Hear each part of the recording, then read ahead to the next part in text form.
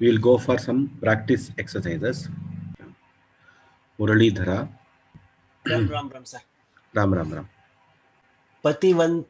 Patitavantani pushpani. No, patihi. Oh, patihi. Patihi pushpani ani. So a upasarga is there, ni dhatu is there. We have to use tavatu pratyaya and fill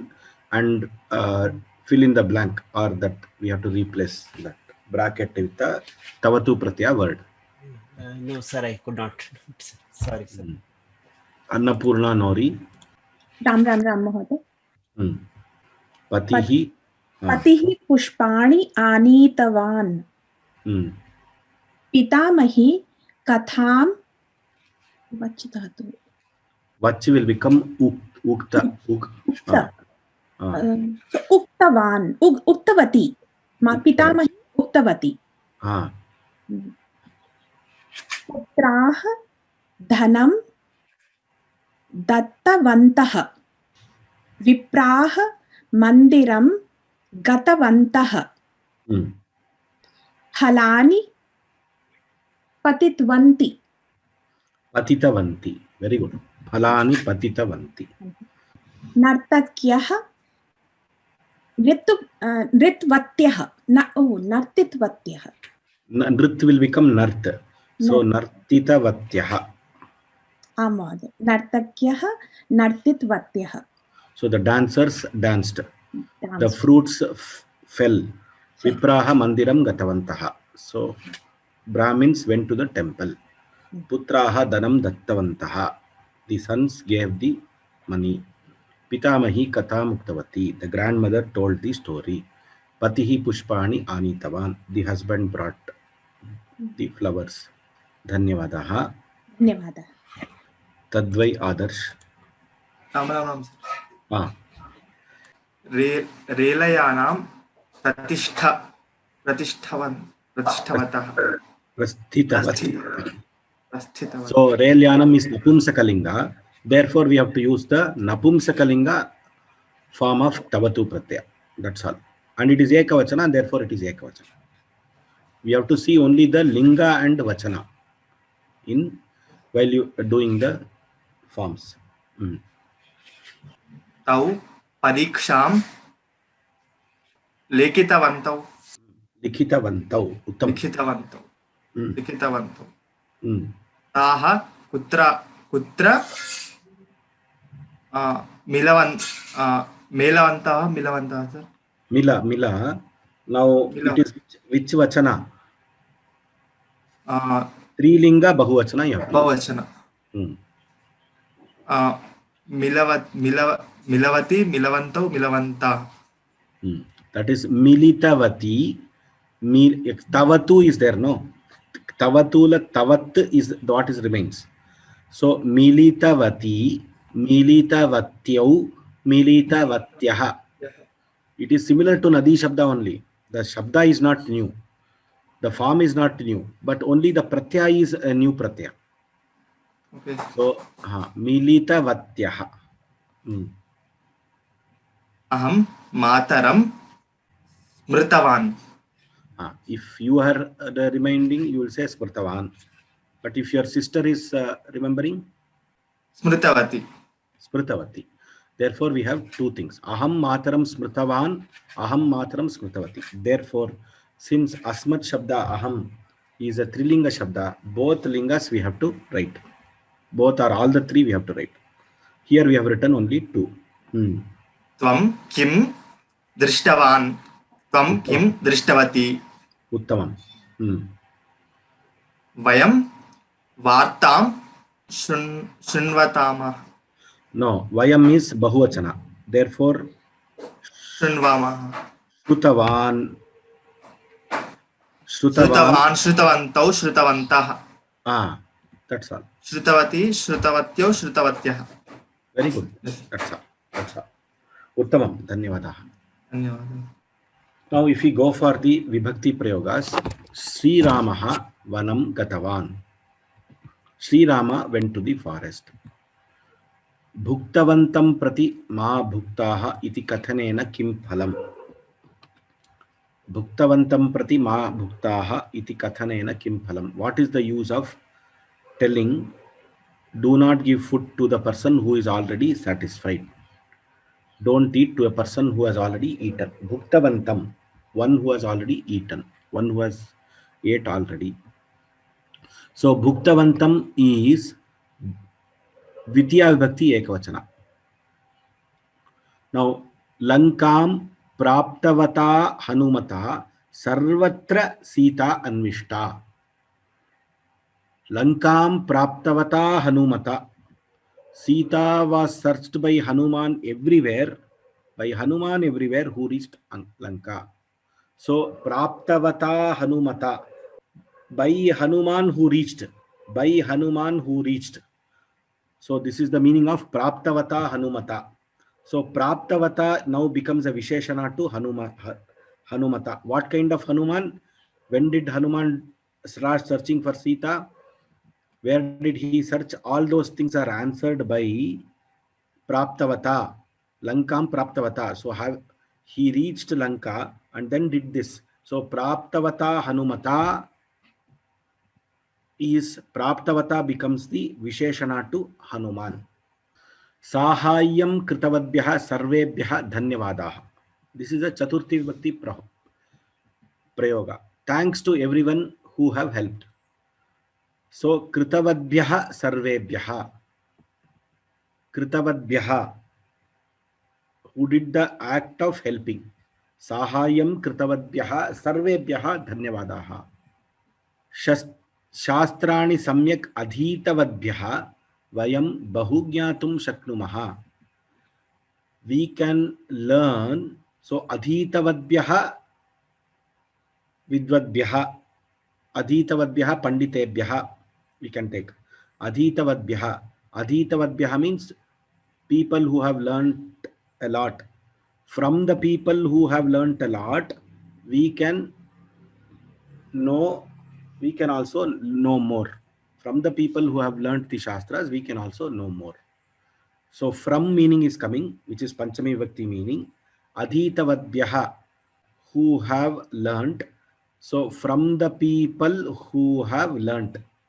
Adhitavadbhyah. This is the meaning of Adhitavadbhyah. So it is having the Panchami Vibhakti meaning also, and it is also telling the pratyaya, which is Tavatu pratyaya. And one more thing is, it is an adjective to the Panditebhyah ityadi. Kridayam jitavatam namani udghoshayamaha. Jitavatam namani. We will announce the names of the winners in the sports. Jitavatam. So Jitavatam, of the winners in the sport. Kridayam Jitavatam, of the winners in the sport activity. Rame Vanam Gatavati Dasharataha Putrashokena Maranam Praptavan. When Rama went to the forest, Dasharatha died because of grief. So these are the examples of the Vibhakti Prayogas. As and when you do more sentences and see more sentences, you will get a practice of this. Now we will do some reading practice. Lakshmi Nrsimhan. Astu. Akarantaha ejantaha dhatavaha. So we are just Yatavan. Just read the dhatu and the form, that's all. Ya Yatavan. He went. Va Vatavan. He blew. Snatavan. He bathed. Dhyai Dhyatavan. He meditated.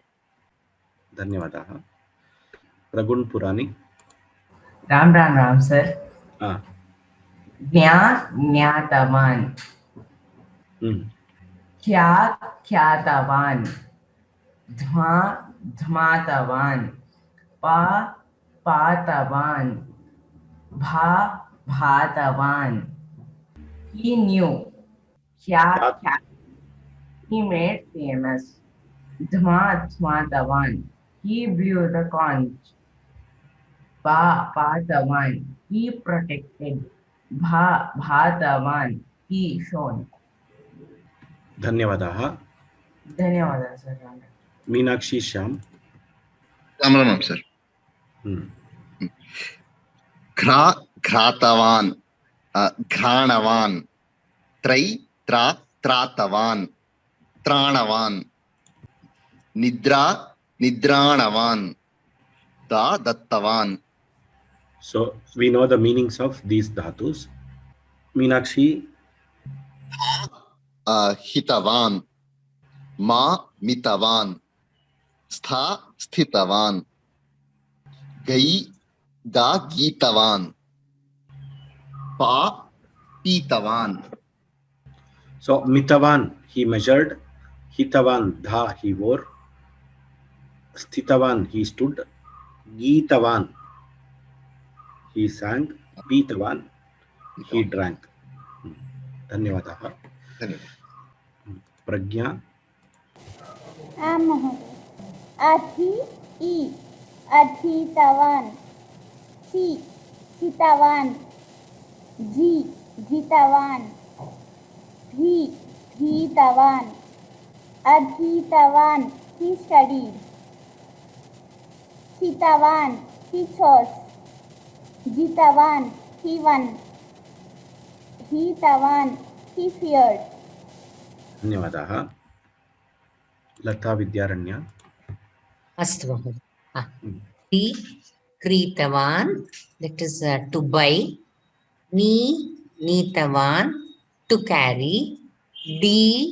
डयितवान् to fly. शयितवान् to sleep. So all these are past tense. Past tense. Sorry. धन्यवादाः. धन्यवादः. लता PL.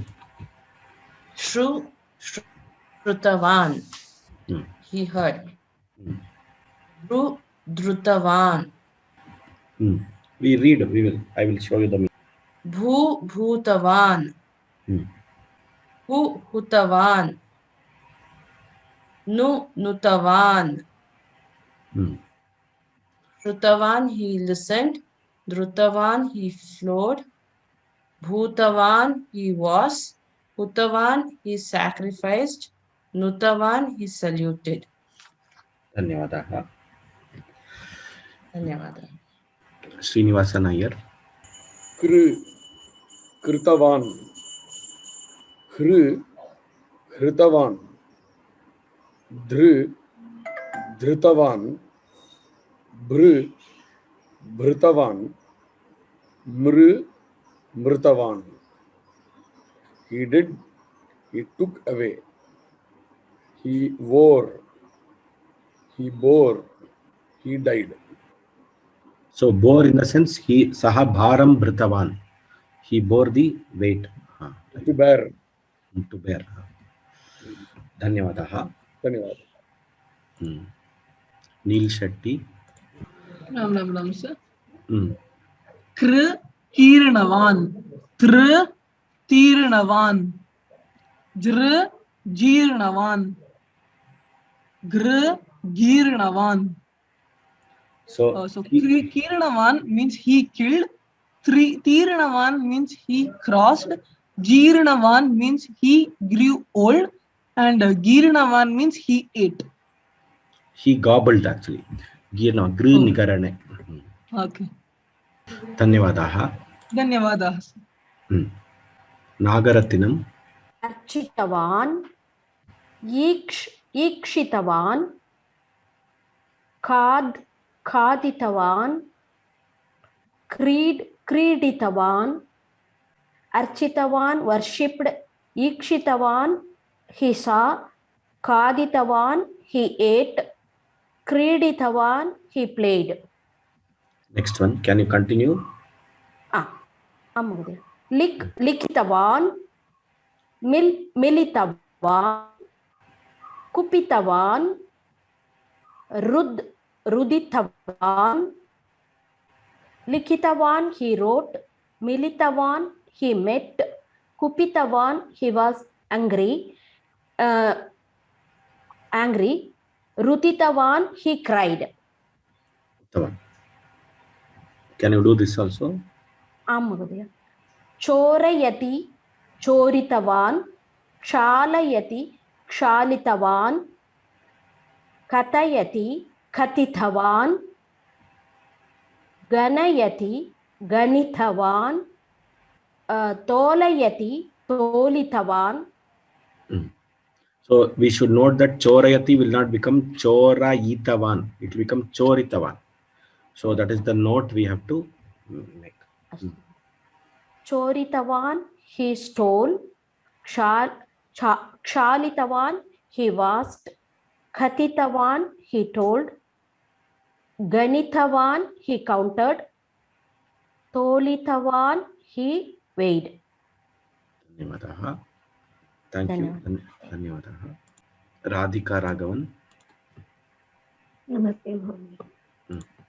कृष दृष्टवान, दृश दृष्टवान, लब्ध लब्धवान, क्रुद्ध क्रुद्धवान, त्यज त्यक्तवान, कृष्टवान he plowed, दृष्टवान he saw, लब्धवान he got, क्रुद्धवान he was angry, त्यक्तवान he left. Can you continue? भुज भुक्तवान, दह दग्धवान, दुह दुग्धवान, लिह लीढवान, छिद छिन्नवान, भुक्तवान ये, दग्धवान he burnt, दुग्धवान he milk, लीढवान he licked, छिन्नवान he cut. धन्यवाद. धन्यवाद. Rohan Bharadwaj. Ram sir. Ram. Sir, it is gum gatavan. Nam natvan. Yam yatavan.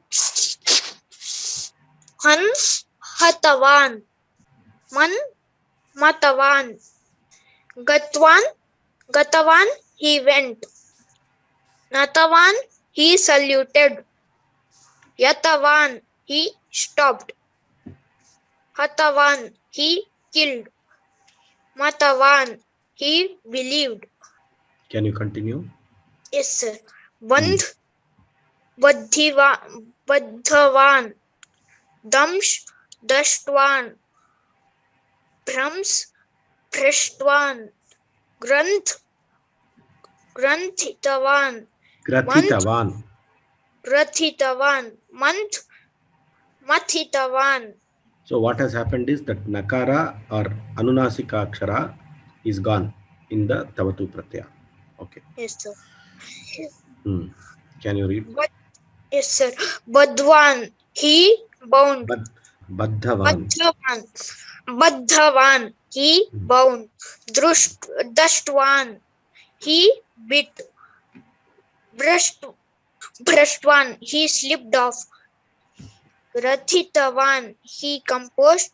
Mathitavan he churned. Dhanyawadaha. Dhanyawadaha, sir. Shrikant Arya. नमस्ते महोदय. नमस्ते.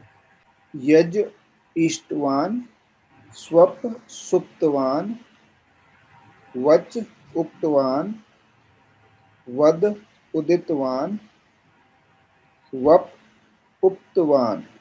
यज इष्टवान he performed, suptvan he slept, uktavan he told, uditvan he told, uptvan he sowed. Ishtvan is he performed yajna. Yes. Yajda. Can you continue? Vas. Yes. Vas ushitvan, वह ऊडवान, वे हूतवान,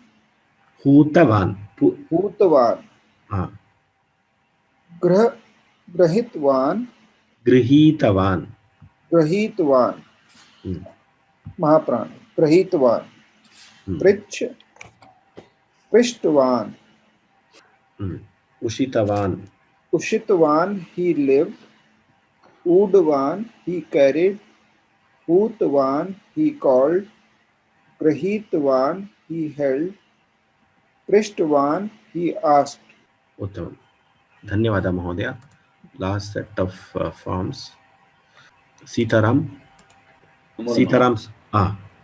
पच पक्कवान पक्ववान sorry पक्ववान very very important this special dhatus. जन जातवान खन खातवान सह सोठवान अद जगदवान पक्ववान he cooked जातवान he born खातवान he dug सोठवान he bore जगदवान he ate. Jatavan is he was born, that kind. Continue. Shas Shishtavan Touch Tashtavan Div Dyutavan Siv Syutavan Murch Murtavan Shishtavan he ordered Tashtavan he covered Dyutavan he shone Syutavan he weaved Murtavan he fainted. धन्यवादः. Can you read the shloka? यावत् पवनो निवसति देहे तावत् पृच्छति कुशलङ्गेः गतवति वायौ देहापाये भार्या बिभ्यति तस्मिन् काये. This is a shloka taken from Bhajagovindam or Mohamudgaram of Shankaracharya. Gatavati vayau dehapaye bharya bibhyati tasmin kaye. So what Shankara says is yavat pavano nivasati dehe. As long as the air is there in this body, vayu is there in this body, tavat pritchati kushalam gehe. Till that time people ask whether you are good or how are you, etc. Kushala prashna will happen. But when the vayu or when the prana goes out of the body, even the wife is afraid of that body. Bharya bibhyati tasmin kaye. So gatavati vayo. Vayo gatavati. So the prayoga here is gatavati is a which kind of prayoga? Saptami vibhakti. Tavatu. Saptami vibhakti ekavachana. Tavatu pratyaya saptami vibhakti ekavachana. Very good. सुनिविष्टं हितं वाक्यम् उक्तवन्तं विभीषणम् अब्रवीत् पुरुषं वाक्यं रावणः कालचोदितः. परुषं वाक्यम् अब्रवीत् परुषं वाक्यं रावणः कालचोदितः. So Vibhishana who told the Hitavakya, Ravana gave Parusham Vakya means harsh words. Because of the influence of the Kala, Ravana told very harsh words to Vibhishana who told him the Hitavakya. This is the meaning of the shloka. So here, which is the Tavatu Pratyanta Shabda? Uktavantam. Uktavantam. Uktavantam Vibhishanam. Which vibhakti it is? Dvitiya vibhakti ekavachana. And which linga? Vibhishana is pullinga. Therefore, Vibhishana is pullinga. So it is also pullinga. Uktavat Shabda. Uttama. Dhanyavada. With this, we finish the Tavatu Pratyaya. There will be some sentence example which will be given in the exercises. Dhanyavada. Most important is we have to know the forms. That is why lot of reading exercises. Dhanyavada.